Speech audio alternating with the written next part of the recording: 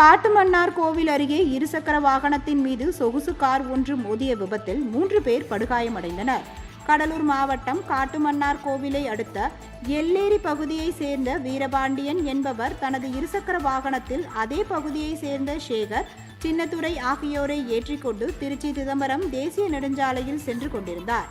அப்பொழுது காட்டுமன்னார் கோவிலில் இருந்து சிதம்பரம் நோக்கி அதிவேகமாக சென்ற சொகுசு கார் ஒன்று திடீரென ஓட்டுநரின் கட்டுப்பாட்டை இழந்து இருசக்கர வாகனத்தின் மீது மோதி அருகே உள்ள வயல்வெளியில் கவிழ்ந்து விபத்திற்குள்ளானது.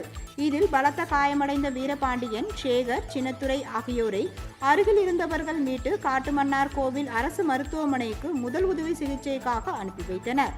தகவல் அறிந்து சம்பவ இடத்திற்கு வந்த காட்டுமன்னார் கோவில் காவல்துறையினர் காரை ஓட்டி வந்த சிதம்பரம் பகுதியை சேர்ந்த சந்தீப் குமாரை கைது செய்தனர். இந்த விபத்து தொடர்பான காணொளி வெளியாகி பரபரப்பை ஏற்படுத்தியுள்ளது.